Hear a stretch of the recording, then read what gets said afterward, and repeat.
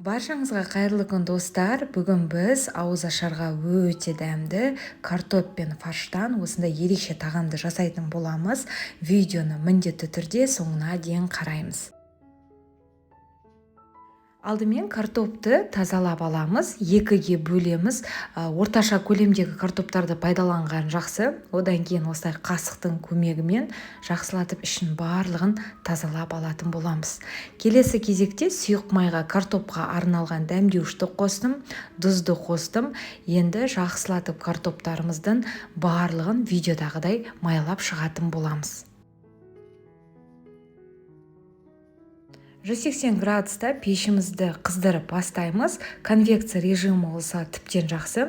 Бір 30-35 минутқа пешімізге салып алатын боламыз.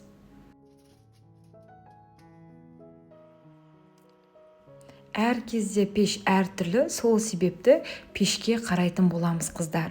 Енді картопымыз піскенше арасына салатын салмамызды әзірлейміз. Ол үшін пияз болса ұсақтап тураймыз. Үйде тәтті болғар бұрышы болса, одан да қоссаңыздар болады.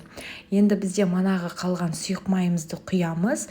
Одан кейін қыздырылғаннан кейін фаршымызды салып, жақсылатып барлығын осылай қуырып алатын боламыз.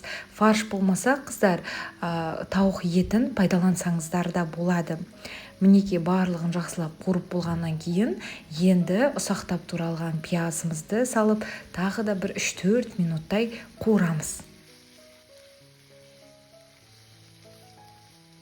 Енді қуырылып жатқан фаршқа томат немесе кетчупты қосамыз. Томат болмаған соң, қызанақ бастысы болмаған соң, мен кетчуптен қостым. Осылай жақсылатып барлығын араластырамыз.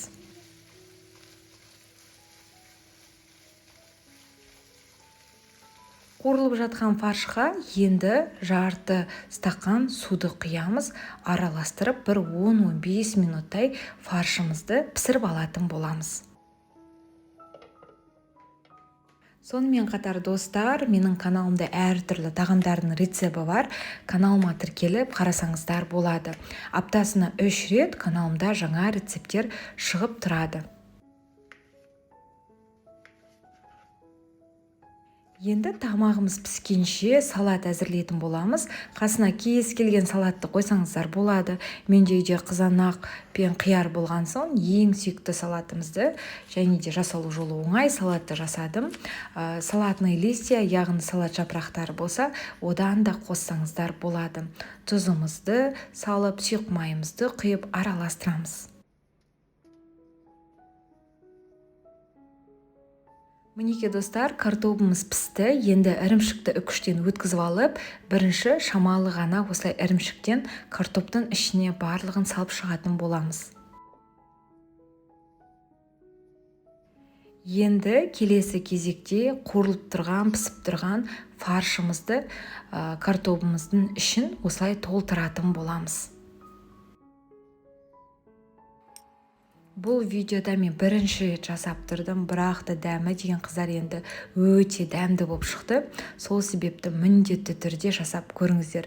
Үстіне қалған ірімшігімізден салып, ірімшігіміз піскенше тағы да пешке салып алатын боламыз. 15 минуттың ішінде тамағымыз дайын болды. Кешкі түскі асқа жасасаңыздар да болады. Өте оңай әрі жеңіл тағамдардың бірі. Міндетті түрде жасап көріңіздер. Рецепт ұнап жатса лайк басып, менің каналыма тіркелуді ұмытпаймыз. Сіздермен бірге болған Гаухар ас болсын.